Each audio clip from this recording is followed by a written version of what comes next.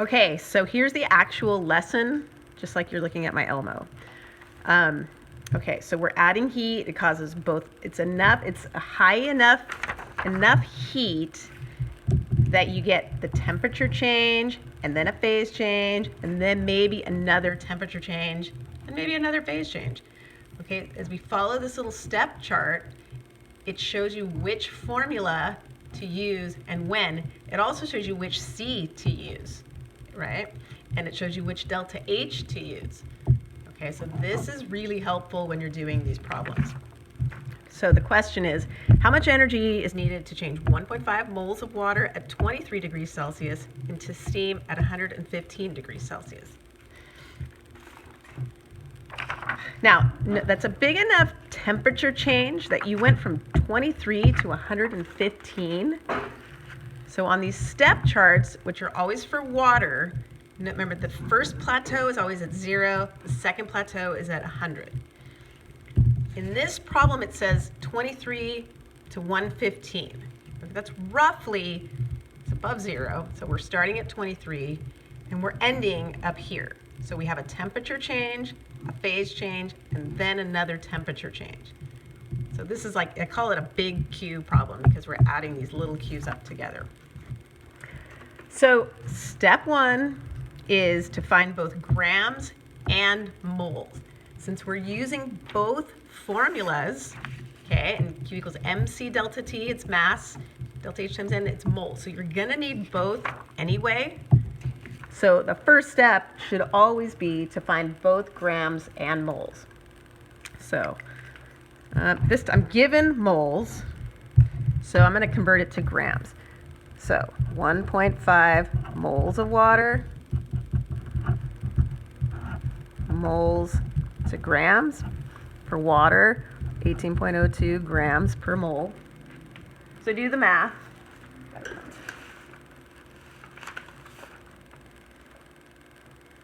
And I'm getting 27.03, and I want 3 sig figs. So 27.0 grams of water. So this is my N, this is my M. Okay. And that's step 1 if you're keeping track, step 1. Okay, step 2 says to mark the start and final temp on your step chart. Okay, so I always go off to the side, and I highly recommend you do this.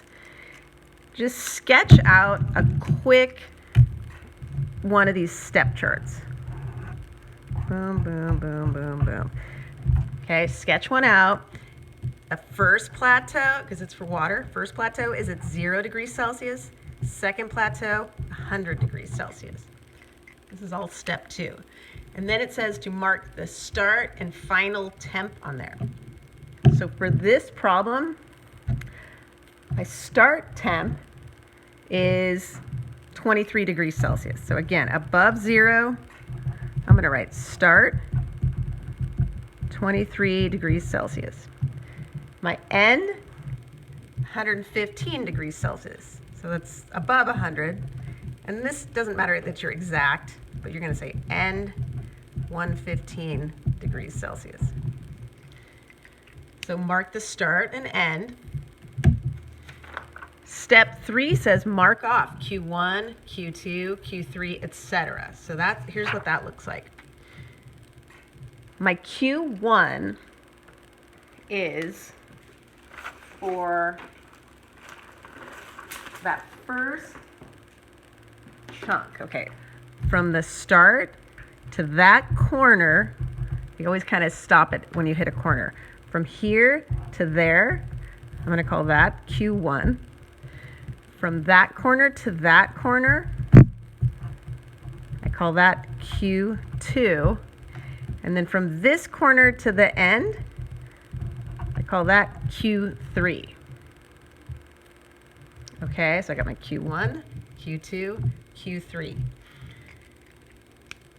And I'm going in that direction. The arrow, like the direction of the arrow, it kind of matters. Now, that was marking off. So that was step 3.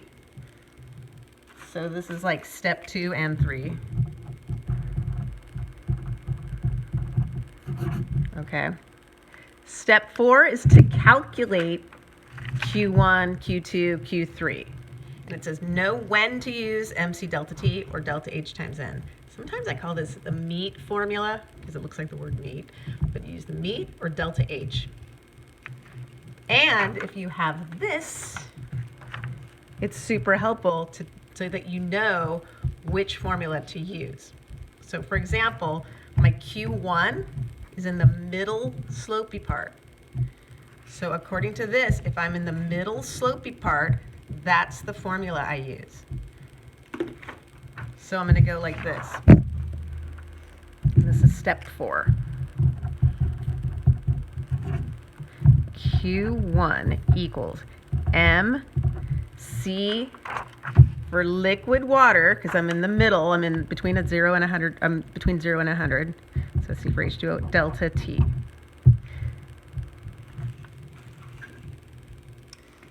And so M is the mass, 27.0 grams.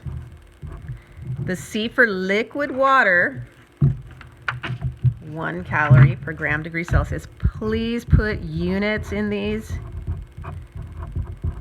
And then the delta T, this is always interesting because the delta T, actually I want you to think about this. Is the delta T just for that little chunk of the chart from here to the corner, or is it the overall delta T? Which one do you think it is? Good. It's the little chunk. It's not the overall delta T in the problem. We're just calculating the Q for that little piece. So the delta T for this, okay, T final minus T initial. The final temperature for this Q is 100 degrees Celsius. The initial for that little Q was 23 degrees Celsius, 23.0. So the delta T for that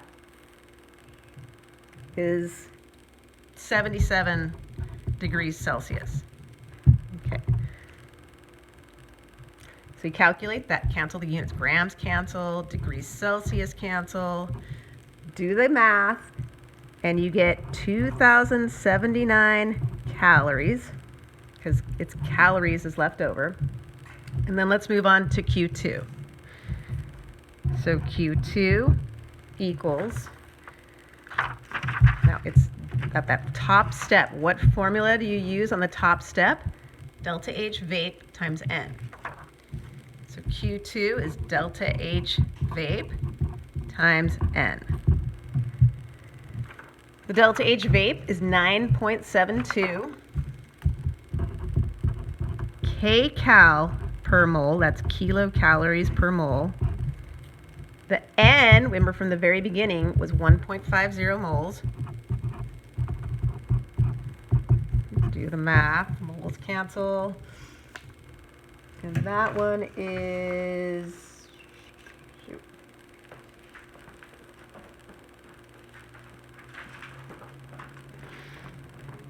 14.58 kcals. Kcals. Okay. Q3. So hopefully you're getting the hang of this. I'm up here in the top. My Q3 is in the top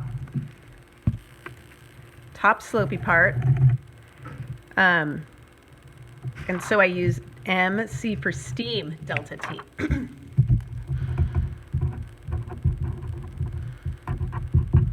So the mass, 27 grams.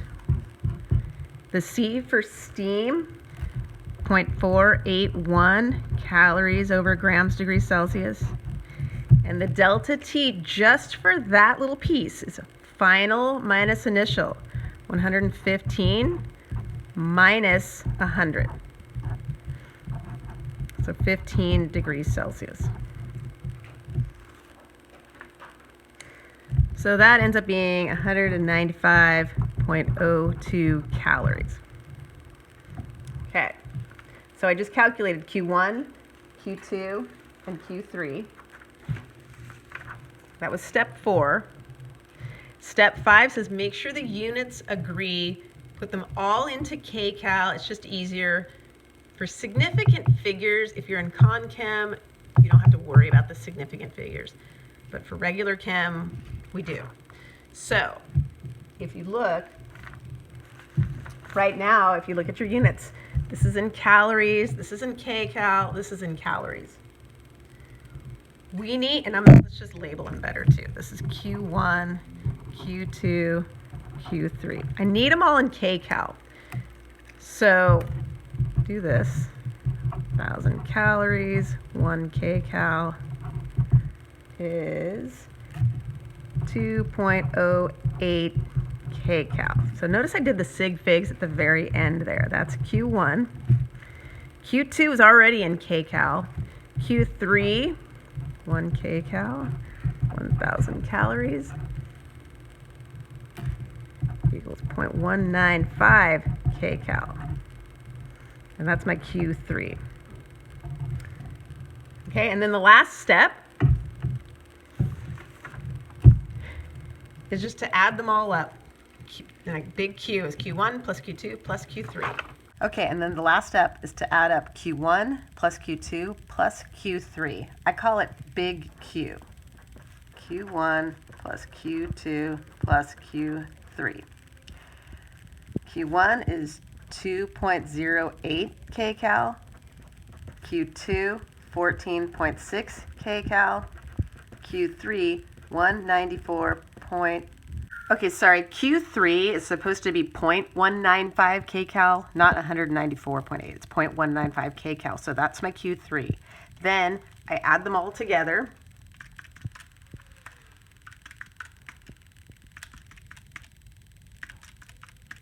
I'm going to get 16.875, and because I'm adding, and that went to the tenths, I round it to 16.9 kcal. That's my final answer. So I did all this work, followed the steps, and that's the final answer. Your goal for tonight is to do problem 2 on your own, following those 6 steps. And the answer should be negative 6.94, but your assignment is to show me step by step all of your work and how you arrived at that answer. Okay, good luck, and that's due tonight. Bye.